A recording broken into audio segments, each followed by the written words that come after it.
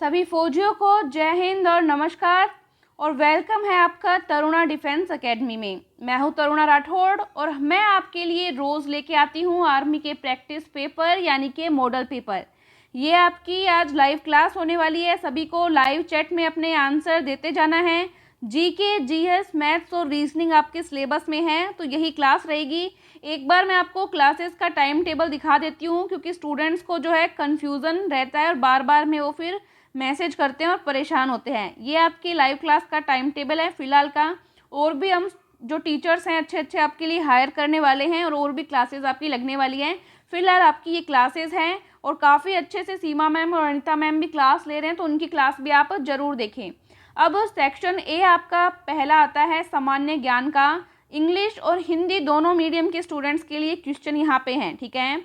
Father of nation यानी कि महात्मा गांधी जो है उनका जन्म कब हुआ था ये आपको बताना है, ठीक है। राष्ट्रपिता महात्मा गांधी का जन्म तो 20 जनवरी, 15 अक्टूबर या 2 अक्टूबर या इनमें से कोई नहीं। सारे ऑप्शंस आपके सामने हैं, जल्दी से बता देंगे। तो 2 अक्टूबर को महात्मा गांधी का जन्म हुआ, जो कि फादर ऑफ नेशन के नाम से जाने जाते हैं, ठीक है। क्वेश्चन नंबर 2 आपके सामने आ गया है। एक बार मैं बुक्स दिखा देती हूँ। जिन भी फौजी के पास बुक नहीं है वो बुक ले सकते हैं। जीडी ट्रेड्समैन के लिए है ये बुक और प्रैक्टिस पेपर भी हैं इसमें और फुल सिलेबस बुक है, नोट्स बुक दोनों हैं, तो कोई भी ले सकते हैं। आप चाहें तो ई बुक भी ले सकते हैं, 20-30 रुपये में आ जाएगी, या फिर फ्लिपकार्ट या अमेज़ॉन से ऑर्डर करके घर मंगवा सकते हैं। क्वेश्चन नंबर 2, हवा महल का निर्माण किसने करवाया? हवा महल का निर्माण जो कि राजस्थान के जयपुर में है। तो ऑप्शंस हैं शाहजहां, अकबर, महाराजा सवाई प्रताप सिंह या इनमें से कोई नहीं। तो सी ऑप्शन यहाँ पे राइट होता है। जिन्होंने भी महाराजा सवाई प्रताप सिंह किया है उनका जवाब सही है। क्वेश्चन नंबर 3, भारत का सबसे लंबा प्लेटफॉर्म कहाँ पे स्थित है? प्लेटफॉर्म, ठीक है। खड़गपुर, मुंबई विक्टोरिया टर्मिनल्स या हावड़ा या इनमें से कोई नहीं। सारे ऑप्शन मैंने बता दिए हैं। तो ये देखिए, जो सबसे बड़ा प्लेटफॉर्म है ना वो गोरखपुर में है। कहाँ पे है? गोरखपुर में, ठीक है। भारत में गोरखपुर में है, तो गोरखपुर सही उत्तर होता है। तो वो ऑप्शन में नहीं है, तो हम क्या कर देंगे? नन ऑफ दीज, ठीक है। तो इनमें से कोई नहीं, गोरखपुर होता है। वैसे मैंने आपको बता दिया है। क्वेश्चन नंबर नेक्स्ट आता है आपके सामने, कौन सा है देखते हैं एक बार, फोटो को साइड हटा के। क्वेश्चन नंबर 4 है ये, ठीक है। मीनाक्षी मंदिर जो है, मीनाक्षी टेम्पल, वो कहाँ पे स्थित है, कौन से शहर में है, ये आपको बताना है। ऑप्शंस है रामेश्वरम, गुवाहाटी, मदुरई, महाबलीपुरम। जल्दी से बता देंगे। तो जो मीनाक्षी मंदिर है ये मदुरई में स्थित है। कहाँ पे है? मदुरई में। क्वेश्चन नंबर 5, गीत सेठी का संबंध निम्न में से किस खेल से है? गीत सेठी तो ये बिलियर्ड से है। बिलियर्ड से, जिसको अपने स्नूकर बोलते हैं, जिसमें ग्रीन टेबल होती है और एक स्टिक रहती है जिससे अपने बॉल्स जो होते हैं उसको गोल करते हैं। लाइक जैसे कैरम देखा होगा आपने, जिसने स्नूकर या बिलियर्ड्स नहीं खेला उनको बता दूं, उस टाइप से। जैसे कैरम में अपने मारवाड़ी में बोलते हैं, अपने राजस्थानी भाषा में उसको हम गोटी बोलते हैं। तो उसमें गोटी होती है और जो बिलियर्ड्स रहता है उसमें बॉल्स होती हैं, ठीक है। तो उनको गोल करना होता है आपको, उसी तरह का होता है ये। और इसमें एक स्टिक रहती है, स्टिक के माध्यम से आपको गोल करना होता है। तो बिलियर्ड्स खेल से संबंधित है कौन? गीत सेठी, ठीक है। तो बी ऑप्शन जिन्होंने किया है उनका क्या हो जाएगा? राइट हो जाएगा। क्वेश्चन नंबर 6, IAEC का पूरा नाम क्या है? IAEC का पूरा नाम आपको बताना है। सारे ऑप्शंस आपके सामने हैं, जल्दी से देख लीजिए। तो यहाँ पर सही ऑप्शन क्या होने वाला है, जल्दी से कमेंट बॉक्स में कमेंट कर देंगे। वाले स्टूडेंट्स परेशान हो रहे थे कि साइंस नहीं समझ में आ रही है, तो टॉपिक वाइज साइंस की आपके लिए बुक बना दी है, चाहे जीडी हो, कलर, टेक्निकल, ट्रेडमैन या एनए, ठीक है। यहाँ पे फुल सिलेबस बुक है ये, जिसके अंदर पूरे साइंस के टॉपिक आपके रहेंगे अच्छे से। है बहुत ही शानदार बुक है। मैंने एक वीडियो भी बनाया है इस पर कि इसमें क्या क्या चीज़ें हैं, आप वो देख लेना। और 320 इसमें ऑब्जेक्टिव क्वेश्चन डाले हैं और 351 वन लाइनर क्वेश्चन डाले हैं। ये है टॉपिक के अलावा हमने डाले हैं, ठीक है, कि मतलब टॉपिक में जो नोट्स आपको दिए हैं उसके बाद में ये डाले हैं। तो काफ़ी अच्छी बुक है, आप ये ले पाएंगे। ई बुक एक्चुअली ये, और सिर्फ 19 रुपये में है। शुरुआत में जो ऑर्डर करने वाले 19 रुपये में उनको मिलेगी। जो शुरू के 1000 स्टूडेंट्स होंगे उन 1000 स्टूडेंट्स को सिर्फ ये 19 रुपये में मिलेंगी, तो जल्दी ऑर्डर कर लेना। अब 7वां क्वेश्चन आपके सामने आ चुका है। 2020 के ओलंपिक खेल कहाँ खेले जाएंगे नहीं है, ये मैंने ओरिजिनल पेपर लिया था पुराना, उससे ये क्वेश्चन उठाया है। तो यहाँ पे था करेंगे, क्या करेंगे, था करेंगे। ये एक्चुअली खेला जाना था जापान में, जो कि कोविड-19 की सिचुएशंस ऐसी रही, आपको पता ही है, उसके कारण नहीं खेला गया। तो कहाँ पे होने वाला था, ये जापान में होने वाला था, जो कि नहीं हुआ। ठीक है, क्वेश्चन नंबर 8 पे हम आ गए हैं। मैंने काफ़ी सारे क्वेश्चन पुरानी एग्जाम्स से लिए हैं, मतलब ओल्ड पेपर जो आपके ओरिजिनल पेपर रहते हैं, क्योंकि कुछ क्वेश्चन जो रिपीट हो जाते हैं। क्वेश्चन नंबर 8 आपके सामने आ गया है। श्री रामनाथ कोविंद भारत के कौन से राष्ट्रपति हैं? ठीक है, नंबर बताएंगे आप। तो ये जो हैं ऑप्शन है आपके सामने 10वें, 11वें, 12वें या 14वें। तो ये 14वें राष्ट्रपति हैं। ठीक है, 14th नंबर की। क्वेश्चन नंबर 9 आपके सामने आ गया है। दिलीप ट्रॉफी किस खेल से संबंधित है? देखो, ट्रॉफी और जो पुरस्कार रहते हैं उनको अच्छे से हम लोग याद करेंगे। तो दिलीप ट्रॉफी का संबंध किस खेल से है? अब दिलीप ट्रॉफी जो है वो क्रिकेट से संबंधित है, क्रिकेट से संबंधित है। देखो, एक बार हमने नेहरू कप वाला क्वेश्चन किया था, उसमें काफ़ी सा कन्फ्यूज़न रहता है, अलग अलग विद्वान जो अलग अलग बताते हैं। तो उसमें थोड़ा सा ये देखना, नेहरू नाम से हॉकी में भी होता है और फुटबॉल में भी होता है। अब मेनली क्या होता है कि कप और ट्रॉफी में कन्फ्यूज़न हो जाता है। नेहरू कप जो रहता है वो ऐसे बोलते हैं कि फुटबॉल में दिया जाता है, और नेहरू ट्रॉफी जो रहती है वो हॉकी में दिया जाता है। ठीक है, तो यहाँ पे कप फुटबॉल में नेहरू कप, और नेहरू ट्रॉफी तो वो हॉकी में। इस तरह से ज़्यादातर विद्वान मानते हैं, बट अभी भी कुछ विद्वानों में इसके लिए, इस क्वेश्चन के लिए जो मतभेद चलता रहता है। तो ये हम कभी नेक्स्ट टाइम में डिस्कस कर लेंगे इस पर। ठीक है, क्वेश्चन नंबर 10 अब आपके सामने आ गया है। भारत में मुख्य न्यायाधीश की नियुक्ति कौन करता है? जो चीफ जस्टिस होते हैं भारत के, उनकी नियुक्ति कौन करता है? तो राष्ट्रपति यानी कि प्रेसिडेंट करता है। ये तो इजी क्वेश्चन था। क्वेश्चन नंबर 11, मानव अधिकार दिवस कौन से दिन मनाया जाता है? मानव अधिकार दिवस तो ये 10 दिसंबर को मनाया जाता है। ठीक है, इजी क्वेश्चन है ये भी। भारत सरकार की 8वीं पंचवर्षीय योजना का कार्यकाल क्या था? जो 8वीं पंचवर्षीय योजना थी, सारी सन जो है आपके सामने दी गई है, जल्दी से कमेंट सेक्शन में कमेंट करके बता देंगे। तो ये 1992 से 1997 के बीच रही थी। ठीक है, क्वेश्चन नंबर 13, बेसबॉल खेल की एक टीम में कितने खिलाड़ी होते हैं? ये भारत में इतना ज़्यादा लोकप्रिय नहीं है बेसबॉल, तो ये इसके टीम में कितने खिलाड़ी होते हैं ये आपको बताना है। तो 9 खिलाड़ी होते हैं। ठीक है, 9 खिलाड़ी। क्वेश्चन नंबर 14 आपके सामने आ गया है। इंडिया विंस फ्रीडम नामक किताब के लेखक कौन थे? इंडिया विंस फ्रीडम, ऑप्शन है बाण भट्ट, वी.एस. नायपाल या मौलाना अबुल कलाम आज़ाद, जो कि हमारे राष्ट्रपति रहे हैं और इनको मिसाइल मैन के नाम से भी जाना जाता है। और चौथा ऑप्शन है इनमें से कोई भी नहीं। तो जल्दी से बता देंगे। तो ये बहुत ही अच्छी पुस्तक रही है मौलाना अबुल कलाम आज़ाद की। ठीक है, मौलाना अबुल कलाम आज़ाद की। सी ऑप्शन आपका क्या हो गया? राइट हो गया। क्वेश्चन नंबर 15 पे चलते हैं।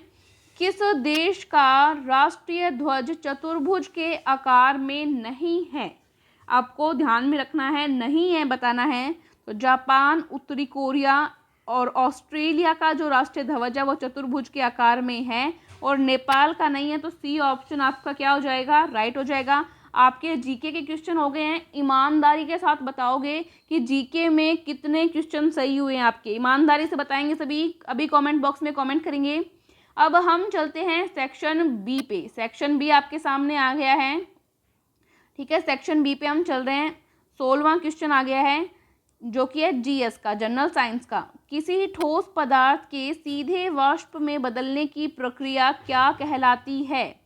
सीधे वाष्प में बदल जाए जब कोई सॉलिड पदार्थ या ठोस पदार्थ लिक्विड में नहीं बदले, यानी द्रव में नहीं बदले, डायरेक्ट क्या हो, वाष्प में बदल जाए, वेपर में बदल जाए। तो ये जो प्रोसेस है, इस प्रोसेस को क्या कहते हैं? ये क्वेश्चन कई बार एग्जाम में रिपीट हुआ है, तो आपको ध्यान रखना चाहिए। तो ये सब्लिमेशन कहलाता है, जिसको हिंदी में हम उदर्वपातन कहते हैं। बी ऑप्शन आपका क्या हो जाएगा? राइट हो जाएगा। क्वेश्चन नंबर 17, नोबल गैस की खोज किसने की? नोबल गैस की खोज किसने की? जल्दी से बता देंगे। ऑप्शंस आपके सामने है, केविन, रदरफोर्ड, क्यूरी या इनमें से कोई नहीं। तो एक्चुअल में नोबल गैस की खोज जो है इनमें से किसी ने भी नहीं की, और नोबल गैस की खोज की विलियम रैमजे ने। ठीक है, यहाँ पे मैं लिख देती हूँ विलियम रैमजे। ठीक है, चलिए, तो यहाँ पे ये राइट हो जाएगा आपका कौन सा, ऑप्शन नंबर डी को राइट कर दोगे, क्योंकि इनमें से कोई नहीं हो रहा है। ठीक है, नेक्स्ट क्वेश्चन पे चलते हैं। आहार चक्र की शुरुआत किससे होती है? आहार चक्र की शुरुआत, जो कि फूड चेन है, उसकी स्टार्टिंग बताना है। प्रकाश संश्लेषण यानी फोटोसिंथेसिस से, या श्वसन से, या क्षय से, या इनमें से कोई नहीं? जल्दी से बता देंगे। तो ये प्रकाश संश्लेषण से होती है। ए ऑप्शन आपका क्या हो जाएगा, राइट हो जाएगा। जिसने भी ए किया है उनका राइट है। ओजोन परत की कमी किस ऑक्साइड के कारण होती है? ओजोन जो लेयर होती है उसकी कमी कौन से ऑक्साइड के कारण हो रही है? तो कार्बन, फॉस्फोरस, नाइट्रोजन, या इनमें से कोई नहीं? 19 नंबर क्वेश्चन है, तो कार्बन के कारण हो रही है। कार्बन का ऑक्साइड यानी कार्बन डाइऑक्साइड है, उसके कारण हो रहा है ये। तो ए ऑप्शन आपका क्या हो जाएगा, राइट हो जाएगा। क्वेश्चन नंबर 20 पे आ गए हैं, जल्दी जल्दी करेंगे। निम्न गुण में से पौधे तथा जंतु कोश किस में भिन्न होते हैं? पौधे और जो जंतु कोश होते हैं वो किस में भिन्न होते हैं? केंद्रक, ड्यूडेनम, या कोशिका भित्ति, या राइबोसोम्स? चारों ऑप्शन मैंने बता दिए हैं, जल्दी से जवाब देंगे। तो ये कोशिका भित्ति यानी जो आपकी सेल वॉल होती है, इसमें चेंज होता है। इनमें ये पूरा अच्छे से पढ़ेंगे क्योंकि इससे क्वेश्चन बन जाता है। तो ये हम पढ़ेंगे आगे, जो टॉपिक वाइज आपकी बायोलॉजी की क्लास रही है ना, उसमें टॉपिक वाइज क्लासेस आप लोग जरूर लें। ठीक है, क्वेश्चन नंबर 21 आपके सामने आ गया है। निम्न में से कौन सा ऊर्जा का धनी स्रोत है और वायुमंडलीय प्रदूषण नहीं करता है? मतलब ऊर्जा का स्रोत भी है और वायुमंडलीय प्रदूषण भी नहीं करता। क्या नहीं करता? तो नाभिकीय ऊर्जा कौन सा है, देखेंगे। नाभिकीय ऊर्जा या न्यूक्लियर एनर्जी, कोयला, सूर्य ऊर्जा, या लकड़ी? सारे ऑप्शन मैंने आपको बता दिए हैं। तो सोलर एनर्जी है, यानी कि सूर्य ऊर्जा जो है उससे किसी प्रकार का प्रदूषण नहीं होता। और आजकल तो खाना बनाने में भी प्रेशर कुकर जो है वो इसके सोलर एनर्जी वाले आने लग गए हैं। काफ़ी लोग इसको यूज़ करते हैं, और गाँव में भी हमारे एक्चुअल में मेरे पिताजी भी किसान हैं, और गाँव में भी हमारे सोलर प्लेट्स वगैरह लगी हुई है, तो उससे भी वहाँ पे ऊर्जा का जो है यूज़ किया जाता है। ठीक है, काफ़ी सारे किसान अभी इसका यूज़ करने लगे हैं और इसके प्रति जागरूक हो गए हैं, सोलर एनर्जी के प्रति।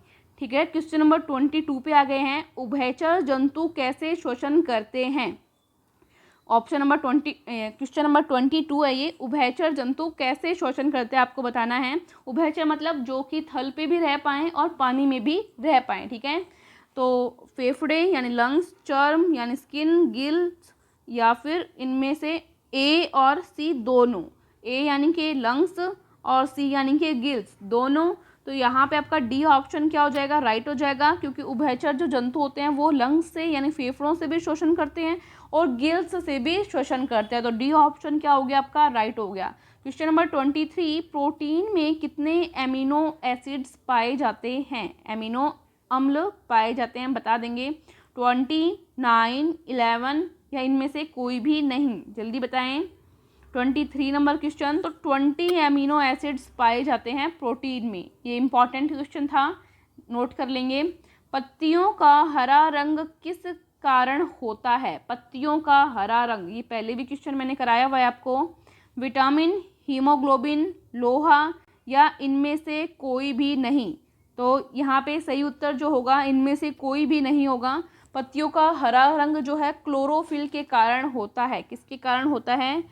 क्लोरोफिल के कारण। ठीक है, क्लोरोफिल के कारण होता है। नेक्स्ट क्वेश्चन पे चलते हैं, क्वेश्चन नंबर 25।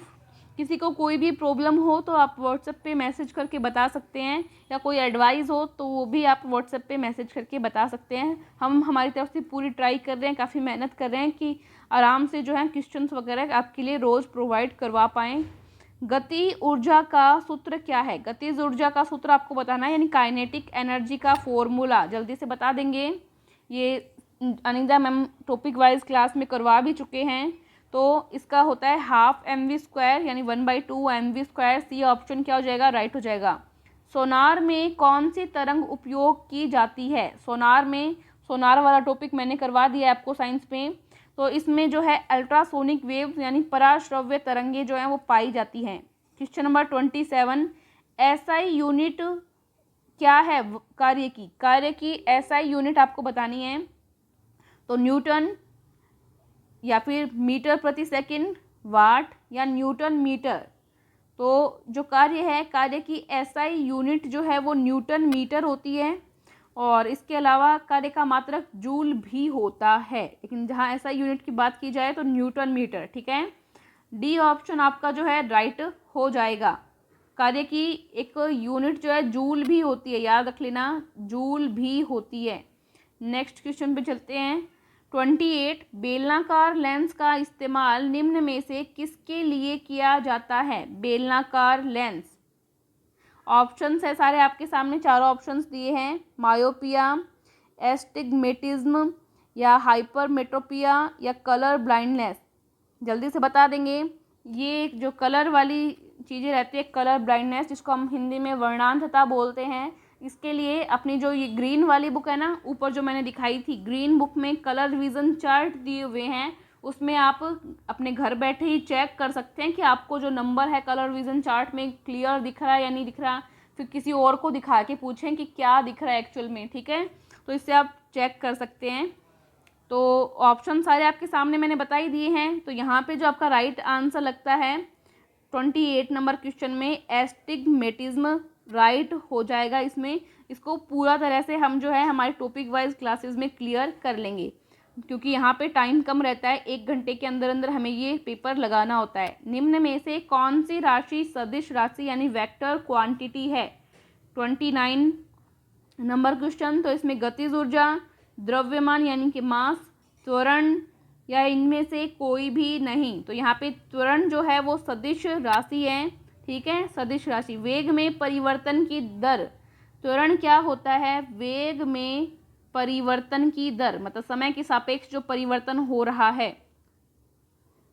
ठीक है, परिवर्तन की दर, ये होता है त्वरण। ठीक है, तो ये कौन सी राशि होती है, सदिश राशि होती है। सदिश राशि क्या होती है, जिसमें दिशा और परिमाण दोनों निर्भर करें। ठीक है, सिंपली यही सदिश राशि होती है। आगे जब बड़े लेवल पे पढ़ते हैं तो ये काफ़ी ज़्यादा ब्रॉड टॉपिक बन जाता है, बट यहाँ पे आपके लिए इतना काफ़ी है। दिशा और परिमाण जिसमें दोनों शामिल हो तो वो सदिश राशि, जिसमें केवल परिमाण हो वो होती है अदिश, जिसमें केवल परिमाण हो, ठीक है, वो अदिश। क्वेश्चन नंबर 30 पे चलते हैं। बहते हुए पानी में किस प्रकार की ऊर्जा पाई जाती है। ठीक है, तो यांत्रिक ऊर्जा, गतिज ऊर्जा या स्थितिज ऊर्जा। तो यहाँ पे काइनेटिक एनर्जी यानी कि गतिज ऊर्जा पाई जाती है बहते हुए पानी में। क्वेश्चन नंबर 31, पौधों में हरा रंग किसकी मौजूदगी के कारण होता है। अभी अभी ऊपर मैंने बताया था, क्वेश्चन रिपीट हो गया है। तो क्लोरोफिल के कारण, किसके कारण, क्लोरोफिल के कारण। HIV क्या है आपको बताना है। क्वेश्चन नंबर 32 में फंगल संक्रमण, जीवाणु संक्रमण या विषाणु संक्रमण। आपको पता है HIV जो है वो किससे संबंधित है, एड्स से संबंधित है। किससे संबंधित है, एड्स से संबंधित है। और एड्स जो रोग होता है वो विषाणु के कारण होता है। किसके कारण होता है, विषाणु के कारण होता है। तो यहाँ पे HIV वायरस होता है, उसमें HIV वायरस होता है।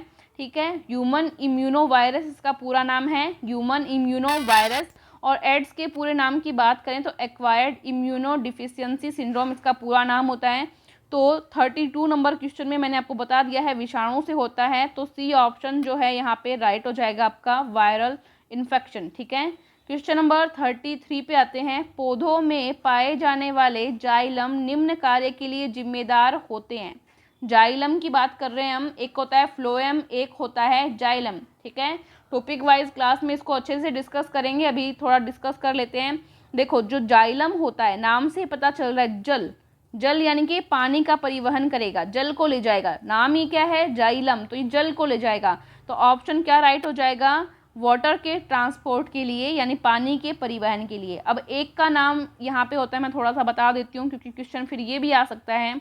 फ्लोएम, एक का नाम क्या होता है, फ्लोएम। ये क्या करता है, भोजन का पूरे जो पेड़ पौधा आता है उसमें ट्रांसपोर्ट करता है। ठीक है, तो ये होता है फ्लोएम, और जाइलम पानी का करेगा। तो 33 नंबर क्वेश्चन में डी ऑप्शन करने वाले उनका जवाब सही है। ईमानदारी से क्वेश्चन करते रहो, आंसर दो, एक दूसरे का देख के आंसर नहीं देंगे। क्वेश्चन नंबर 34, अर्नेस्ट हैकेल ने निम्न में से किस नियम को प्रतिपादित किया? तो ऑप्शन सारे आपके सामने हैं। प्रभाविता का नियम, विरासिता का नियम, पृथकता का नियम या वंशानुगति का नियम। तो ये वंशानुगतता का नियम इन्होंने प्रतिपादित किया था अर्नेस्ट हैकेल ने। तो डी नंबर ऑप्शन जिसने भी किया है उन सभी का सही है। क्वेश्चन नंबर 35, निम्न यंत्रों में से किसकी कार्यप्रणाली में जीरो महत्वपूर्ण भूमिका निभाता है? तो जीरो किस में महत्वपूर्ण भूमिका निभाएगा, इंपॉर्टेंट रोल किस में है? रेडियो में, कंप्यूटर में, घड़ी में या अबेकस में? तो कंप्यूटर में जो सारी प्रणाली चलती है वो बाइनरी कोड से चलती है, तो यहाँ पे कंप्यूटर में महत्वपूर्ण भूमिका निभाएगा। बी ऑप्शन आपका यहाँ पे राइट हो जाता है। अब ये जीके और साइंस के इंपॉर्टेंट क्वेश्चन कर लिए हैं। अब आपका सेक्शन सी आएगा मैथ्स का, गणित का, जो कि आपका सर लेंगे। ठीक है, अभी स्टार्ट हो जाएगा।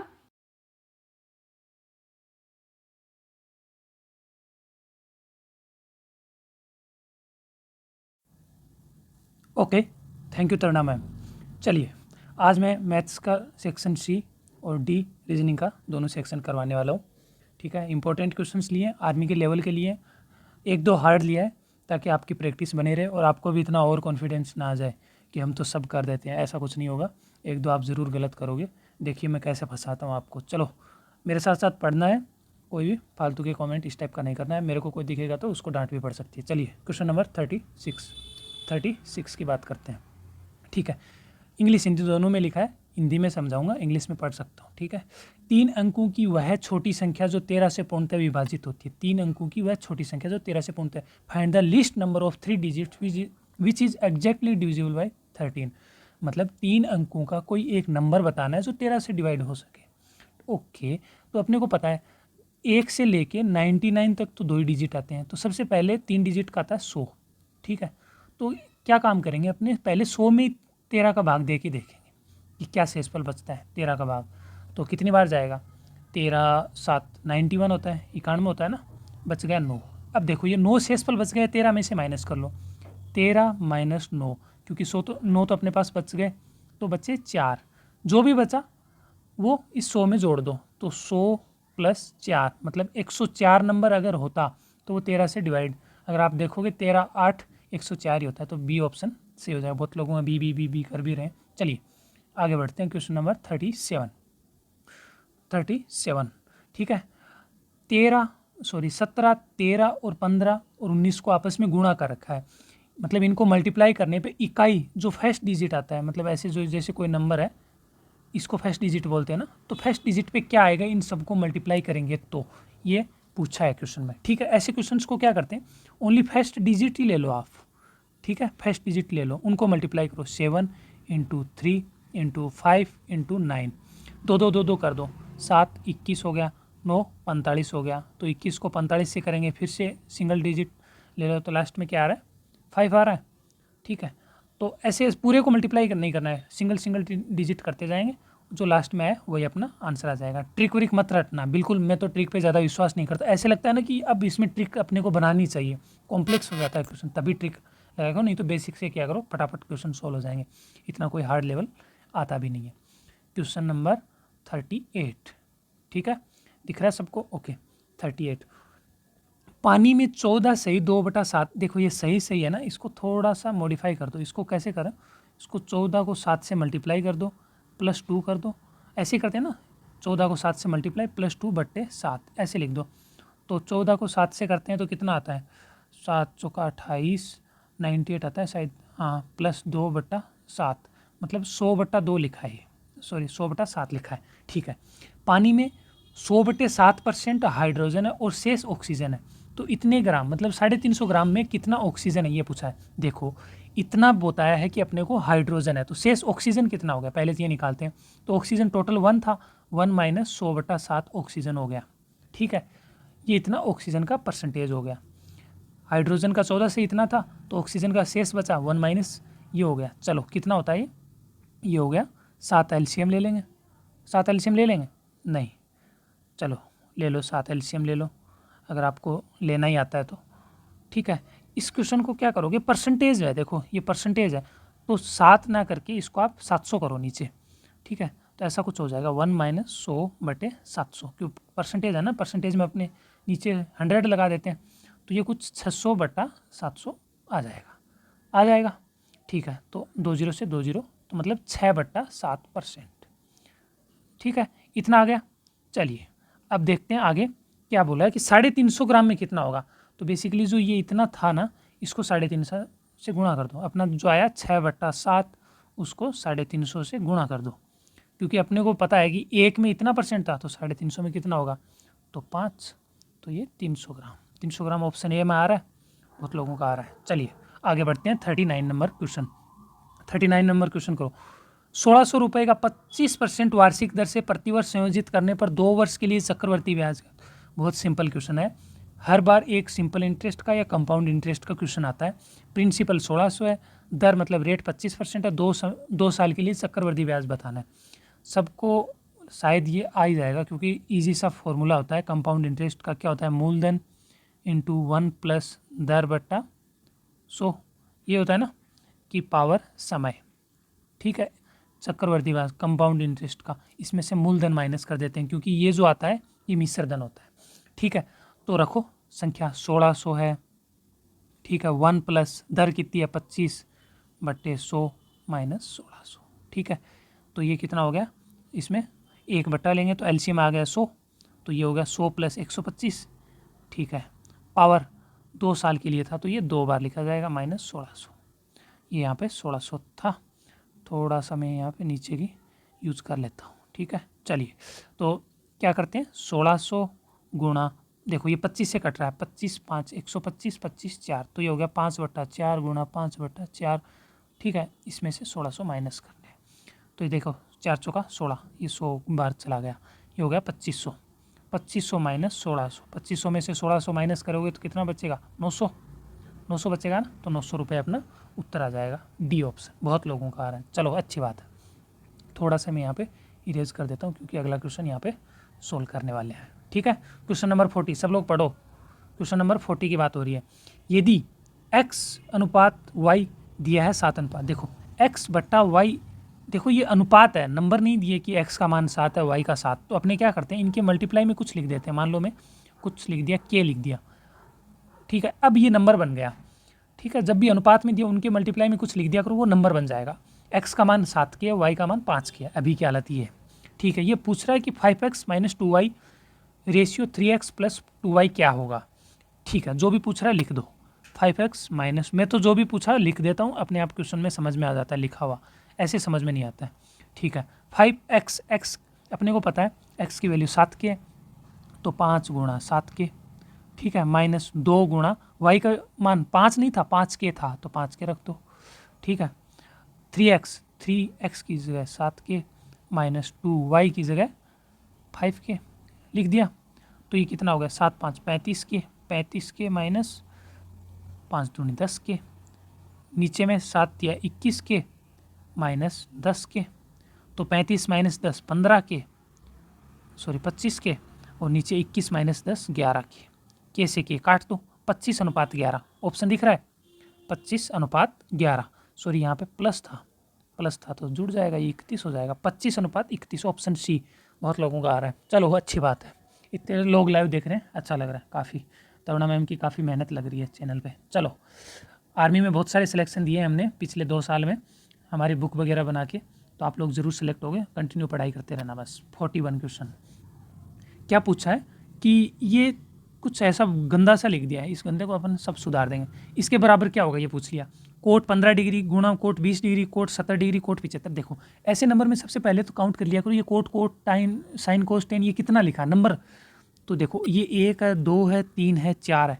ठीक है, 4 है ना, चलो इसको क्या करेंगे, अपने आधे आधे भाग में डिवाइड करेंगे।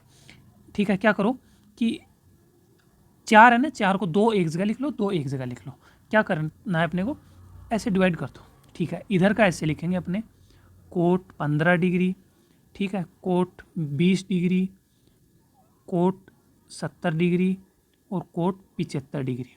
ठीक है, अब दो है ना, इनको बदलना है, बाकी को ऐसा कैसा पड़ा रहने देना, इनको नहीं, कुछ भी नहीं छेड़ना। तो कोट 15 को ऐसा लिख दो, कैसे 10 में लिख सकते हो ना, 15 की जगह कोट 90 माइनस 75 लिख दो, लिख सकते हो 90 माइनस 75, ठीक है।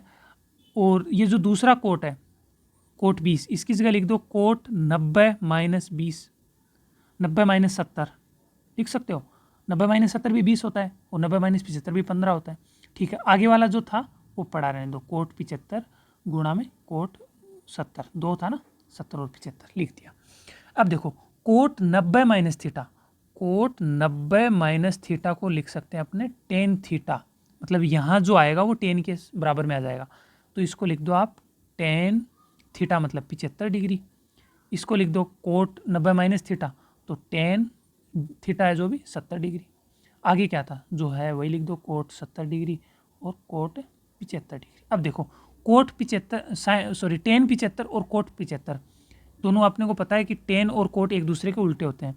तो ये टेन से ये कोट चला जाएगा, इस टेन से ये कोट चला जाएगा, बचेगा क्या, एक, जीरो नहीं बचेगा, क्योंकि ये कटने का मतलब है 1 बचा। किसी को नंबर को ऐसे 5 को 1/5 से अपने काटते हैं तो 1 बचता है ना, जीरो नहीं बचता। तो ऑप्शन सी सही हो जाएगा। बहुत लोग कई बी बोल रहे हैं, बी नहीं होगा, सी होगा।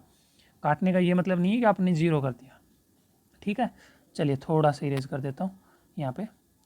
चलिए आगे क्वेश्चन नंबर 42 करने की कोशिश करो, आपको टाइम दिया है मैंने, मैं यहाँ पे थोड़ा सा इरेज कर दिया है।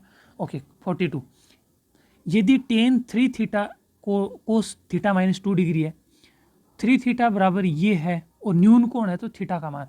देखो ये न्यून कोण वगैरह ये सब आपको पागल बनाने के काम है, जो भी दिया है आप तो बराबर में लिख दो। साइन 3 थीटा बराबर अपने को दे दिया कोस थीटा माइनस 2 डिग्री, ठीक है।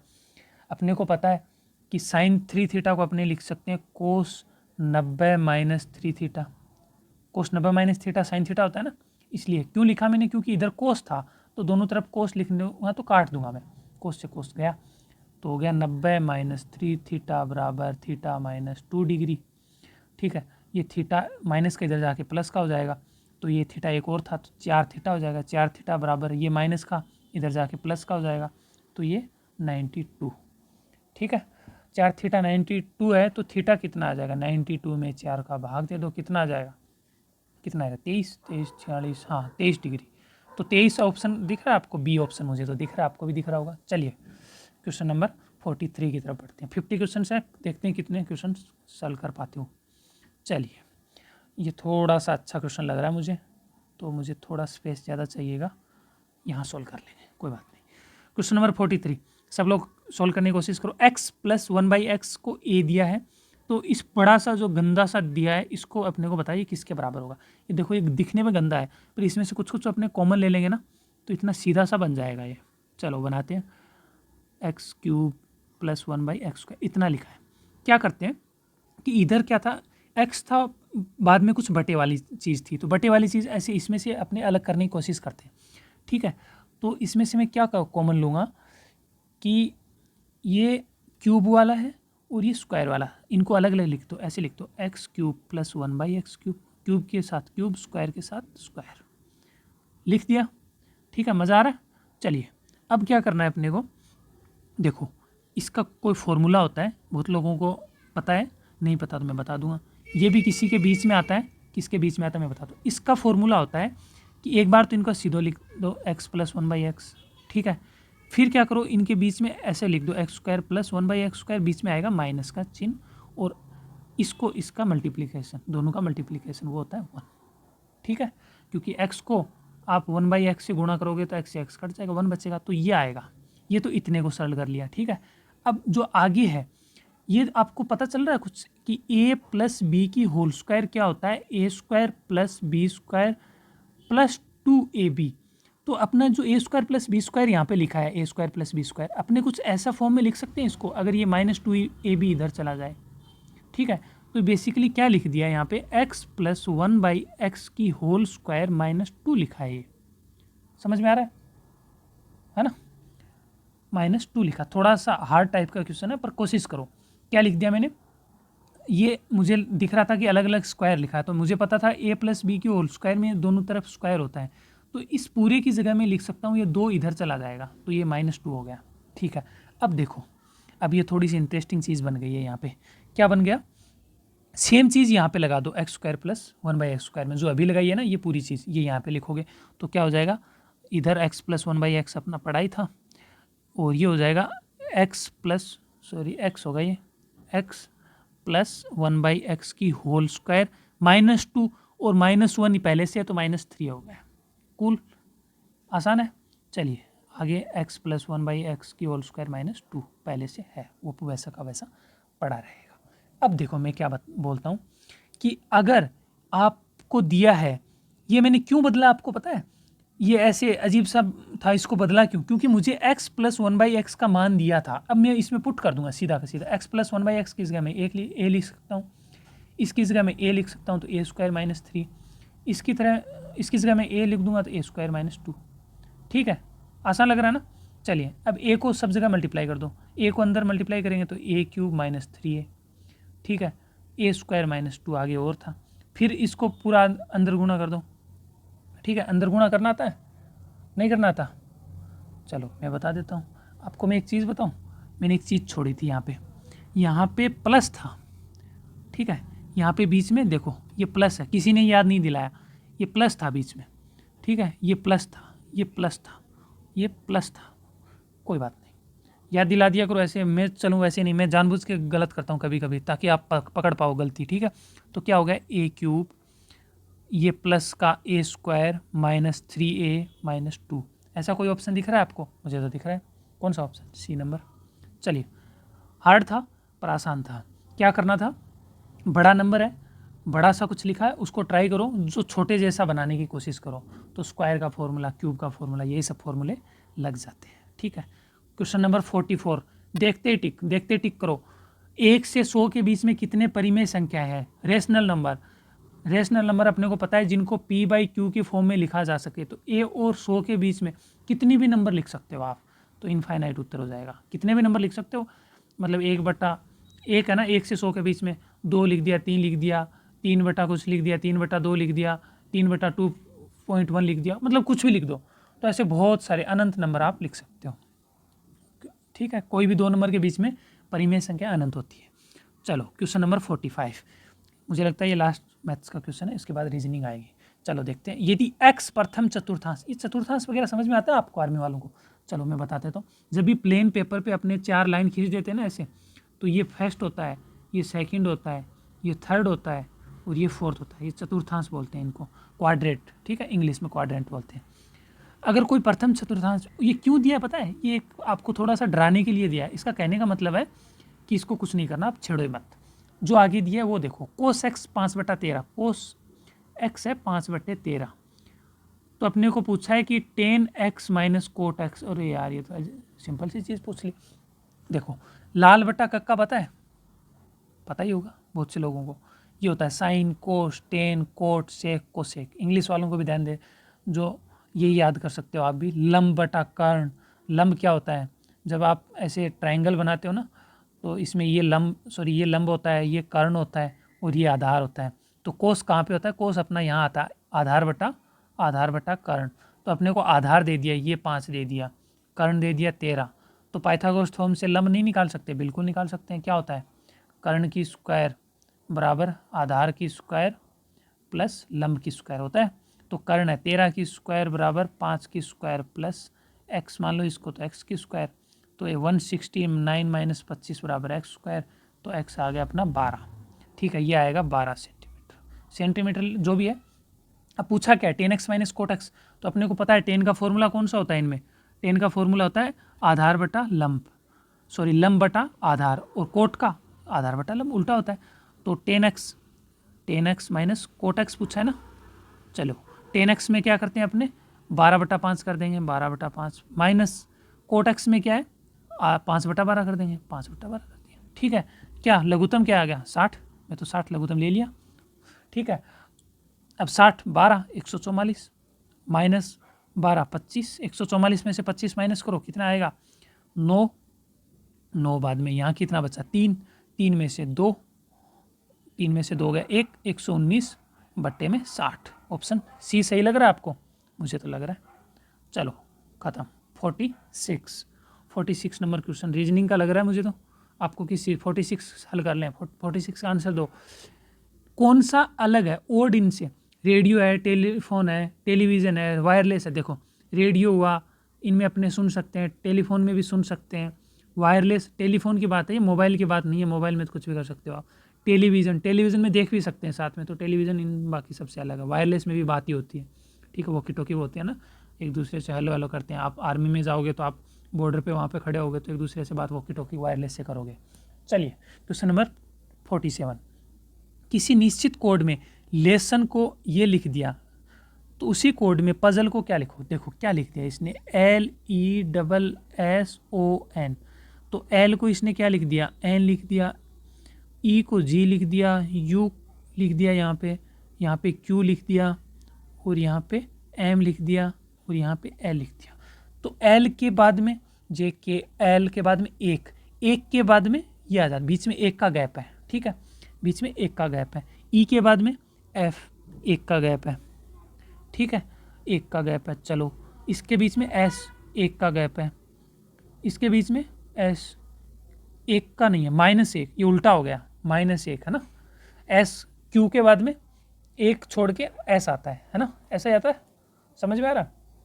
चलिए O, M के बाद में N आता है, फिर O, -1, ऐसा कुछ हो रहा है। चलो अपने पजल में भी ऐसा ही करेंगे, PUZZLE। क्या करो, पहले प्लस P के बाद में क्या आता है, ABCD आती है ना, P के बाद में Q, फिर आएगा R अपना। तो सबसे पहले R वाला ऑप्शन, R तो सब में है यार, चलो और करना पड़ेगा।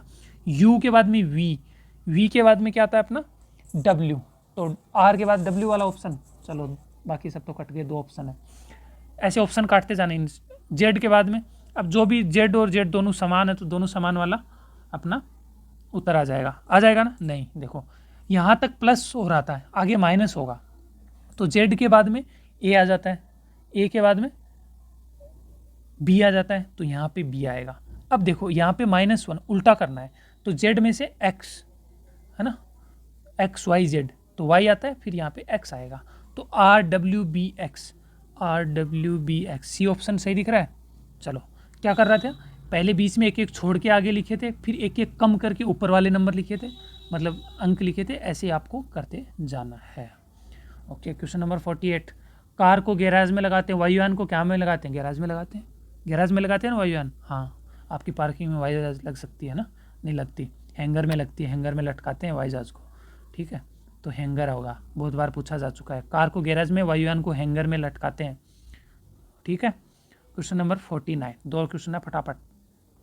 4, 7, 11, 16, 22, देखो इसमें +3 कर दिया, इसमें +4 कर दिया। मेरे को तो देखते ही समझ में आ गया, जैसे ही छोटे छोटे नंबर बढ़ते हो ना तो आपको लगना चाहिए कि प्लस हो रहा है, और ज़्यादा घटने लग जाए या बढ़ने लग जाए तो गुणा वगैरह देखना चाहिए, गुणा भाग, ठीक है। तो छोटे छोटे घट रहे हो तो माइनस हो रहा होगा, छोटे छोटे बढ़ रहे हो तो प्लस हो रहा होगा। +5, +6, +7 उत्तर आएगा। 22 में 7 जोड़ो 29 होता है ना, तो ए नंबर ऑप्शन आपका राइट हो जाएगा। लास्ट 50 नंबर, चलो 50 हाफ सेंचुरी लगने वाली है अपनी। ए बी के, अच्छा ये तो अपने को फंसाने की कोशिश कर रहा, कोई बात नहीं। ये बोल रहा है ए है ना, बी के 28 मीटर पश्चिम, अच्छा उत्तर दक्षिण की बात हो रही है, तो अपने को पता है ऊपर उत्तर होता है, नीचे दक्षिण होता है, लेफ्ट साइड में पूर्व होता है, और राइट साइड में अपना पश्चिम होता है। तो ये बोल रहा है ए बी के 28 मीटर पश्चिम दिशा में है, ठीक है। ये कोई बी था, मान लो ये कोई बी है, ये बोल रहा है ए है ना, इससे 28 मीटर है इधर पश्चिम की तरफ, तो यहाँ कहीं ए होगा, ठीक है, ये 28 मीटर है। सी है वो बी के, सी है वो बी के उत्तर में है, कितना 28 मीटर, तो ये यहाँ पे कहीं सी होगा 28 मीटर, ठीक है। ओके, तो सी ए की किस दिशा में है? सी है ना, अब देखो ए से देखेंगे तो अपने को कौन सी दिशा दिख रही है? ये अपने को दिख रही है ये वाली दिशा, ये वाली दिशा कौन सी है? उत्तर पूर्व, उत्तर पूर्व दिख रहा है कहीं ऑप्शन में, ए नंबर, ठीक है। तो सी ए की किस दिशा में? ए से देखेंगे तो उत्तर पूर्व, ए नंबर ऑप्शन सही होगा। चलो कितने लोगों के क्वेश्चन कितने सही हुए आप कमेंट सेक्शन में बताएंगे, किस टाइप से बताएंगे मैं चलो बता देता हूँ। अभी तो आपने लाइव चैट में ऐसे आंसर दिए ABCD, साथ साथ में देखा भी होगा ना कितने मेरे गलत हो गए। तो ऐसा आपको करना है कि मेरे टोटल थे 50, ठीक है। चलो और थोड़ा सा इसको सिंप्लीफाई करते हैं, जैसे मेरा नाम है अनुराग, ठीक है, अनुराग लिखना पहले, और अगर आपके 42 सही हुए तो 42 लिखना, फिर नीचे बट्टा ऐसे बट्टा 50, ऐसे मार्क्स अपने आप को दे देने हैं। तो अनुराग 42/50 ऐसे लिख देना। ईमानदारी से लिखना, यहाँ पे कोई कंपटीशन नहीं है, कंपटीशन रियल एग्जाम में होगा और वहाँ पे आपको पता ही चल जाएगा। तो ईमानदारी यहाँ निभाओगे तो वहाँ अपने आप पता चल जाएगा, ठीक है। ईमानदारी से अपना, अगर आपके 30 हो रहे हैं तो भी झिझकना नहीं है, आंसर आप मतलब कमेंट करो, हम आपको रिप्लाई करेंगे कि आपके क्यों कम हो रहे हैं, किस में दिक्कत आ रही है, ठीक है। एकदम फ्री में क्लास करवा रहे हैं, कोई प्रॉब्लम नहीं है। आर्मी में जाओ, देश की रक्षा करो, ठीक है। बुक वगैरह ले लेना, क्योंकि यूट्यूब वगैरह पे इतना सीरियसली नहीं पढ़ा जाता कई लोगों से, तो बुक ले लो, उसमें प्रैक्टिस करो, तैयारी करो अच्छे से। 25 जुलाई को एग्ज़ाम होने वाला है, मोस्ट प्रॉब्ली अगर नहीं होगा तो आगे खिसकेगा, तो भी तैयारी करना है, क्योंकि मेरिट हाई जाएगी, ठीक है। 160 से लेके 175 तक मेरिट जा सकती है, ठीक है, क्योंकि कोरोना में बहुत लोगों ने लॉकडाउन में तैयारी की है, ठीक है। ये मेरिट हो सकती है। Okay, thank you so much. Class बहुत अच्छी लगी होगी आपको, और हमने ट्राई किया है बेसिक से समझाने का, ट्रिक की ज़रूरत नहीं पड़ी कहीं पे, अगर कहीं पड़ेगी तो हम टेलीग्राम वगैरह पे भेज देंगे, ठीक है। Thank you so much.